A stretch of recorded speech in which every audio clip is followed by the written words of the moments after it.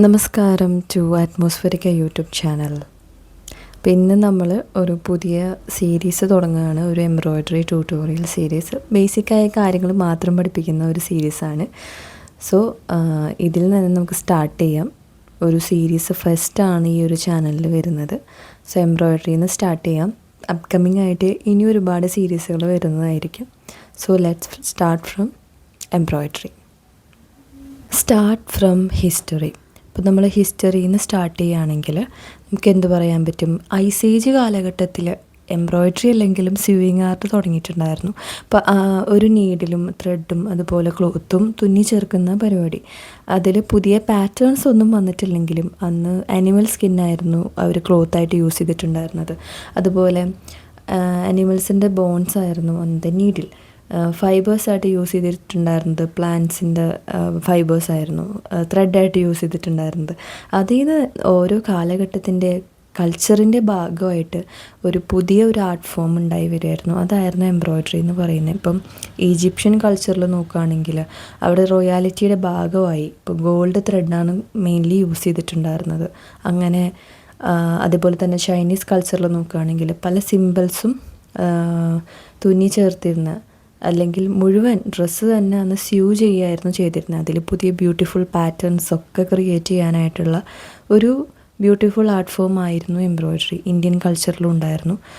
Indian കൾച്ചറിൽ നമുക്ക് north Indian സൈഡിലാണ് കൂടുതലായും ഇന്നത്തെ കാലത്തും ഈ എംബ്രോയ്ഡറി കൾച്ചർ വളരെ വലുതായിട്ട് തന്നെ നിലനിൽക്കുന്നതായി കാണാൻ പറ്റും. എല്ലാ സൈഡിലും ഉണ്ട്. ഇപ്പോൾ നമുക്ക് ഭയങ്കര ഫേമസ് ആയിട്ടുള്ള ഫുൾക്കാരി, കഷിദ, കന്ത വർക്ക്, അതുപോലെ തന്നെ സർദോസി വർക്കൊക്കെ അങ്ങനത്തെ ഡിഫറെൻറ്റ് കൈൻഡ്സ് ഓഫ് വർക്ക് ഓരോ റീജിയനിലും കാണാൻ പറ്റും.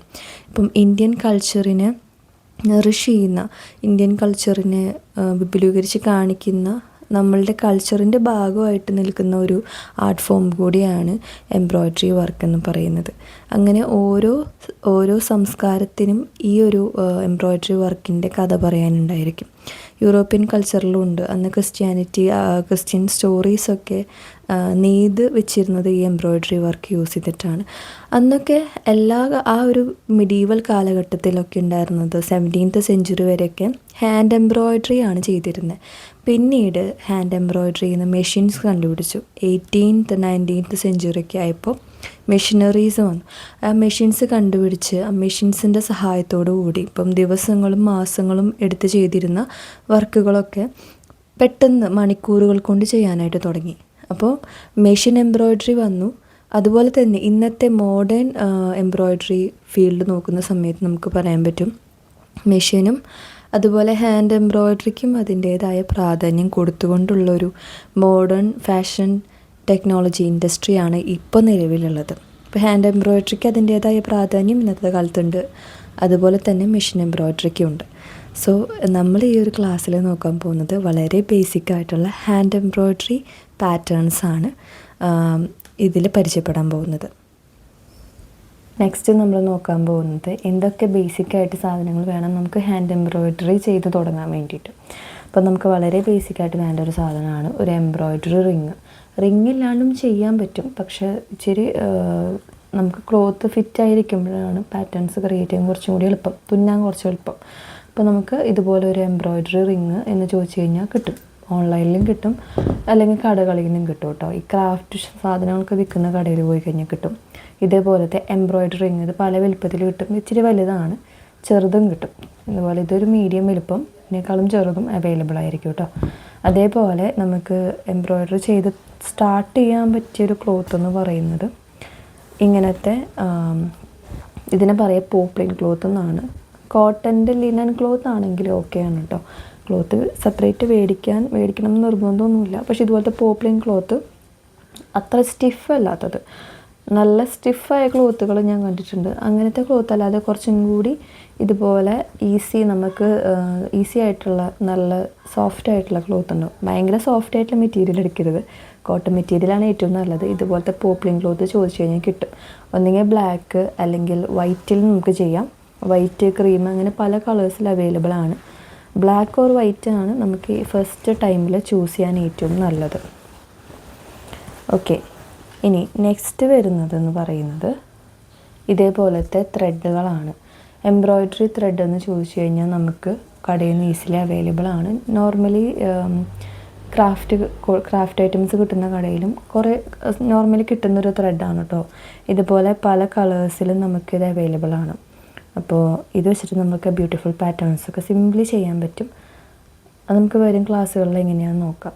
സോ ഇതേപോലെ പല കളേഴ്സിലും അവൈലബിൾ ആണ്, വൈറ്റിലും അങ്ങനെ പല കളേഴ്സിലും അവൈലബിൾ ആണ്.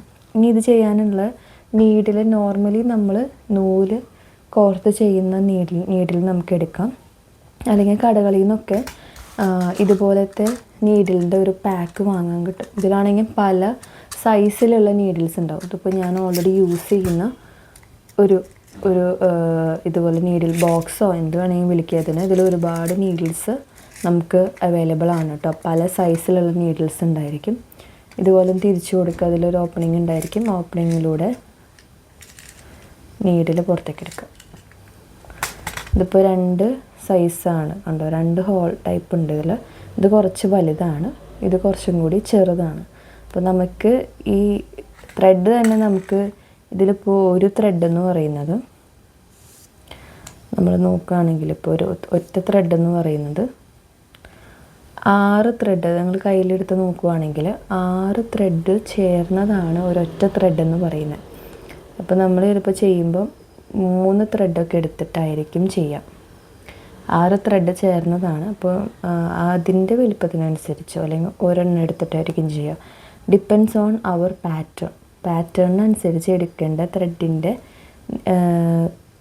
ത്രെഡിൻ്റെ എണ്ണവും വ്യത്യാസം വരും. അപ്പോൾ ഡിപ്പെൻസ് ഓൺ പാറ്റേൺ നമുക്കതിനനുസരിച്ച് എന്തെടുക്കാം, നീഡിലും എടുക്കാം. ഇതുപോലെ ഒരു റിങ്ങൊക്കെയാണ് വാങ്ങിക്കണമെങ്കിൽ നമുക്കതിനനുസരിച്ച് അതിൽ നിന്ന് സ്യൂട്ടബിളായിട്ടുള്ള നീഡിലെടുത്ത് പാറ്റേൺസ് ചെയ്യാനും ഈസി ആയിരിക്കും. അപ്പോൾ ഇതൊക്കെയാണ് ബേസിക്കായിട്ട് എംബ്രോയ്ഡറി ചെയ്യാനായിട്ട് നമുക്ക് വേണ്ട സാധനങ്ങളെന്ന് പറയുന്നത്. അപ്പോൾ ഇത്രയും കാര്യങ്ങളാണ് നമ്മളൊരു ഇൻട്രോ ആയിട്ട് കൊടുക്കുന്നത്. ഇനി നെക്സ്റ്റ് ക്ലാസ് തൊട്ട് ബേസിക് സ്റ്റിച്ചസ് ആണ്. അതൊരു 3-4 സ്റ്റിച്ചസ് ആയിരിക്കും ഒറ്റ വീഡിയോയിൽ വരിക. അപ്പോൾ എല്ലാ സ്റ്റിച്ചസും കറക്റ്റായിട്ട് പ്രാക്ടീസ് ചെയ്ത് നോക്കുക. ഈ സാധനങ്ങൾക്ക് എന്താ വെച്ചാൽ ഒരു നൂല്, അതുപോലെ തന്നെ ഇതുപോലെ ഒരു റിങ്, അതുപോലെ നീഡിൽ, അതുപോലെ ക്ലോത്ത്, ഇത്രയും കാര്യങ്ങളുണ്ടെങ്കിൽ നമുക്ക് ഈസി ആയിട്ട് ഈ എംബ്രോയ്ഡറി സീരീസ് ഈസി ആയിട്ട് പഠിച്ചു പോവാം. അപ്പോൾ നെക്സ്റ്റ് ക്ലാസ്സിലോട്ട് നമ്മൾ സ്റ്റിച്ചസ് ചെയ്യാൻ വേണ്ടിയിട്ട് സ്റ്റാർട്ട് ചെയ്യും. നെക്സ്റ്റ് ക്ലാസ്സിൽ കാണാം. അതുവരയ്ക്കും നമസ്കാരം.